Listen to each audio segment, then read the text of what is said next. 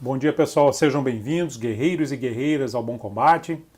Prosseguindo com as comemorações dos 80 anos da Força Aérea Brasileira, falaremos hoje sobre o Marechal do Ar Eduardo Gomes, patrono da Força Aérea Brasileira, militar e cidadão, cujo exemplo vive até os dias atuais. Veremos um trecho da série FAB na História, elaborada pelo Centro de Comunicação Social da Aeronáutica, que conta a vida de Eduardo Gomes, e voltaremos em seguida para os comentários finais.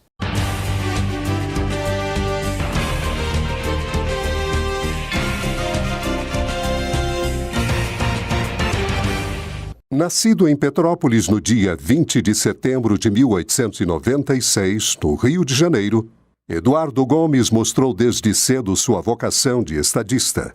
Praça na Escola Militar de Realengo em 31 de abril de 1916, foi servir em Curitiba no 9º Regimento de Artilharia, onde permaneceu até 1922.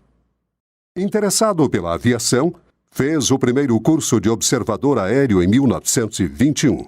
Em 4 de julho de 1922, apresentou-se no Forte Copacabana, aderindo ao movimento conhecido como Revolução dos Tenentes.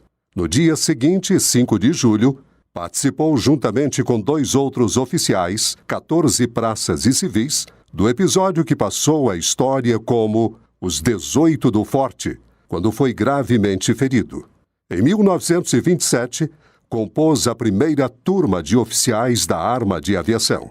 O episódio nas areias de Copacabana mostrava claramente o surgimento de um líder antenado com os problemas da nação.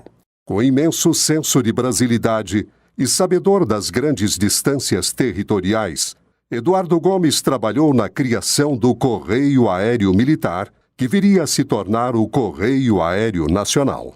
Pelas asas das linhas do CAN, as populações das localidades mais inóspitas viram chegar alimentos, mantimentos e, acima de tudo, solidariedade. Eu acho que ele prestou um grande serviço ao país. Não foi só a Força Aérea, não. Esse CAN, o que esse CAN prestou de serviço à população do país é um negócio inimaginável. Foi uma coisa muito bem bolada dele. Além de você ir a todos os lugares do Brasil, ver como é que morava, levava coisa, ver quem passava dificuldade, quem não passava, tudo isso a gente via, não precisava contar.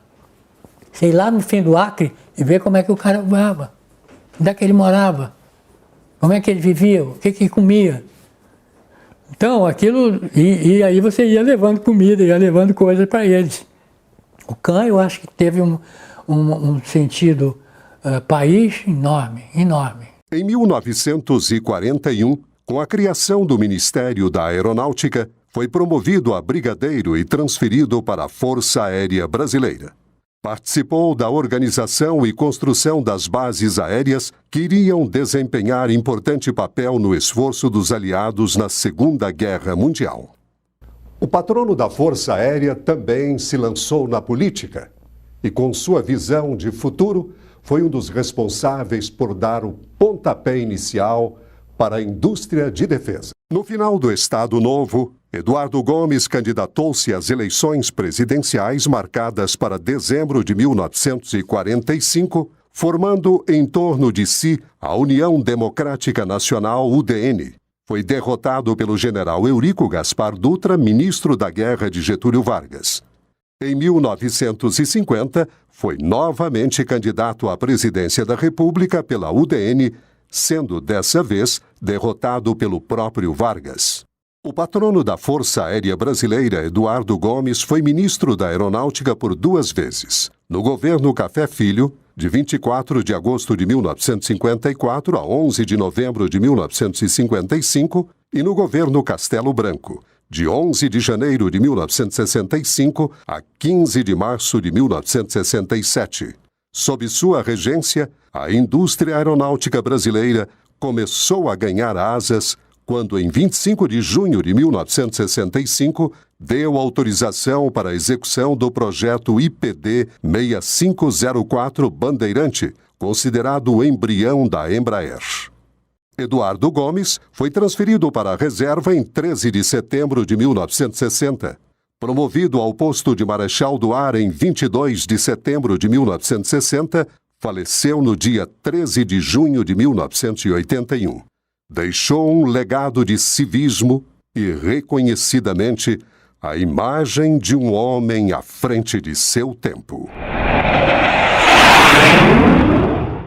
Como pudemos ver, Eduardo Gomes dedicou toda a sua vida servindo à pátria. Formou-se oficial de artilharia do Exército em 1918, passando para a arma de aviação em 1927. Em 1935, já como tenente-coronel, comandava o 1º Regimento de Aviação no Campo dos Afonsos, Rio de Janeiro, quando ocorreu o levante conhecido como Intentona Comunista, tendo sido ferido nos combates. Quando a Força Aérea Brasileira foi criada, em 20 de janeiro de 1941, passou para os quadros da FAB já como Brigadeiro do Ar, prosseguindo com a sua inspiração de integrar o Brasil nas asas da Força Aérea Brasileira, sendo modelo para os militares da FAB até hoje.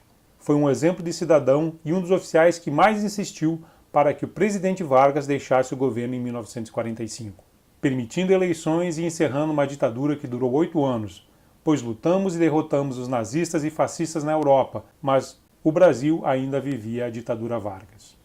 Ferrenho defensor da democracia, concorreu nas eleições presidenciais de 1945 e 1950, tendo sido derrotado pelo General Dutra em 45 e o próprio Vargas em 50. Uma curiosidade: durante a campanha de 1945 foi ajudado por donas de casa para arrecadar fundos para a campanha, as quais inventaram o doce do brigadeiro. É isso mesmo, o brigadeiro tradicional doce brasileiro tem o nome ligado ao brigadeiro Eduardo Gomes. A campanha de Eduardo Gomes foi chamada Campanha de Libertação, tendo sido elaborado um livro com todos os seus discursos. E para finalizar, gostaria de apresentar o ápice deste livro, que é a sua última carta, chamada Carta aos Brasileiros, e que foi escrita entre as eleições de 2 de dezembro de 1945 e antes da promulgação dos resultados. Naquele tempo, a contagem era bem mais demorada que hoje. Para mim, esta mensagem é muito atual, e é o exemplo de um militar dedicado à pátria e um democrata que nos incentiva a não desistirmos da democracia para o Brasil. Trago aqui o resumo dos pontos mais importantes, mas disponibilizei todo o conteúdo da carta no meu blog www.albomcombate.org, cujo link deixo na descrição. Ele começa agradecendo aos que votaram nas suas ideias e dizendo que esta carta foi feita antes da divulgação dos resultados por confiar na justiça da época e que não questionará os resultados. Que aceita a voz das urnas por entender que encarnam a vontade da nação apesar dos vícios do aparato da ditadura Vargas e da lei eleitoral vigente à época, e que o mais importante era o povo retomar a prática do seu direito cívico, o voto. Inclino-me à voz das urnas na sua expressão formal, por não me competir como candidato a indagar se ela traduz ou não os anseios do país. As conclusões do pleito, apesar dos notórios vícios da lei que o disciplinou, estão ungidas do privilégio de encarnar a vontade da nação. Se ela pronunciou soberanamente as suas preferências, só há motivo para nos regozijarmos com essa fecunda experiência de um povo que retoma a prática dos seus direitos cívicos. Conhecendo a liberdade, ele jamais se resignará às ignomínias da escravidão. Eduardo Gomes destaca que acha ser mais importante que o país volte a ser uma democracia do que ele vencer a eleição. Fui menos um pretendente ao governo que o defensor da legalidade democrática. E ele testemunha que a vocação militar nos faz sofrer com as aflições pelas quais passa o país e que aceitou a responsabilidade de combater como cidadão nas urnas a ditadura Vargas, pensando no bem comum. No Exército e na Aeronáutica, aprendi a servir ao país e a cultuar-lhe as tradições, com o desinteresse que nobilita os meus companheiros de armas.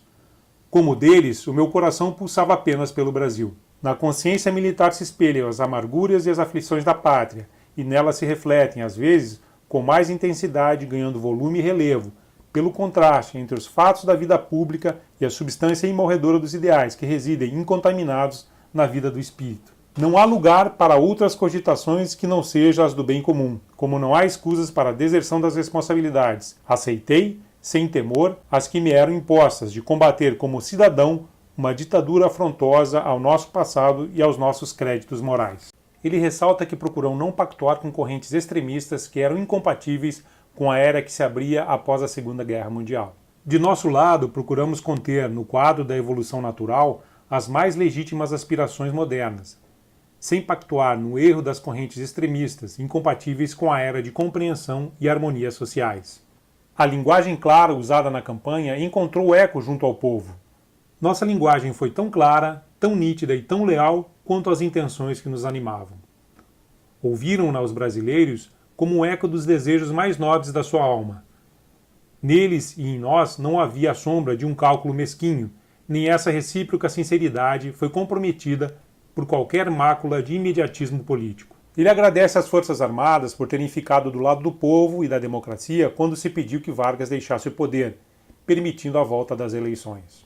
A restauração da autoridade da lei, com a entrega do Executivo Federal ao chefe da magistratura, bastaria para assinalar nossa vitória no terreno das ideias. Naquele momento perdurável da história, as classes armadas se identificaram com o sentimento civil. Poucas são as palavras para celebrar a altura moral em que se colocaram o Exército, a Marinha e a Aeronáutica. O país lhes é devedor da liberdade que desfruta. Ele faz um especial reconhecimento para as pessoas que, mesmo durante a ditadura Vargas, continuaram lutando pela democracia. Merecem respeito, admiração, reconhecimento, serviram a democracia por sua inconformidade com a ditadura, pela coragem no criticá-la, pela determinação em vencê-la, com os inesgotáveis recursos do caráter e da inteligência. São as grandes forças espirituais que a tirania não pôde exterminar, nem recolher aos cárceres, nem fadar aos desterros e aos exílios. E Eduardo Gomes finaliza com uma mensagem muito atual, demonstrando que a democracia deve ser conquistada e mantida com muito esforço, e que o povo brasileiro não deve desanimar ou se deixar levar pelas dificuldades futuras. Desejo, sobretudo, que se preserve e se mantenha nos delineamentos da teoria e na constância do exemplo a pureza da ordem democrática. O povo brasileiro merece, como nunca, ter a certeza da sua definitiva emancipação. Não devem desanimá-lo alguns fatores transitórios que influíram na escolha de 2 de dezembro, e que são os resíduos de um governo maléfico na sobrevivência dos erros que acumulara para nosso infortúnio. A submissão fascista dos trabalhadores do Estado, o descuramento da educação, o pauperismo, que criou e de que serve como benefício paradoxal dos males infligidos a uma parte considerável na nossa população, que, em municípios expoliados nas suas rendas, não dispõe de assistência médica ou hospitalar, de ensino, dos meios essenciais à subsistência, tanto mais difícil quanto aumentou muito o preço das utilidades, com a anarquia financeira e o desequilíbrio econômico. Só a democracia, em seu conteúdo contemporâneo, poderá conciliar essas necessidades supremas da existência digna. Por mais apreensiva que seja a previsão nos próximos anos, não desfaleça o ânimo dos nossos concidadãos para travarem a contínua e penosa batalha dos seus princípios. Compreendam que muitos obstáculos têm a remover e que lhes cumpre manter indefectível a perseverança, não só na coesão e no exercício do sufrágio, mas também no debate dos grandes temas e na informação dos grupos, onde ainda não penetrou a verdade. Cada vez mais confiemos nos valores eternos da autêntica justiça, que deve reger a sociedade e os indivíduos. A felicidade coletiva é uma conquista incessante, uma luta sem tréguas para o aperfeiçoamento dos processos sociais. Sejamos vigilantes no amor à liberdade, resguardando-a de riscos e atentados, no respeito à lei, evitando que ela se abastade em poderes ilegítimos. Muitas podem ser as surpresas que desviem os povos do seu rumo espontâneo. Elas, porém, só produzirão efeitos duradouros se os democratas transigirem com a sua fé.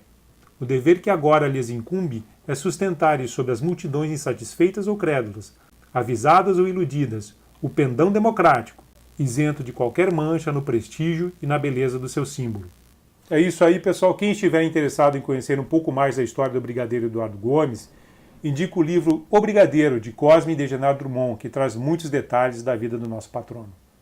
Parabéns à Força Aérea Brasileira pelos seus 80 anos, um forte abraço a todos, o preço da liberdade é a eterna vigilância.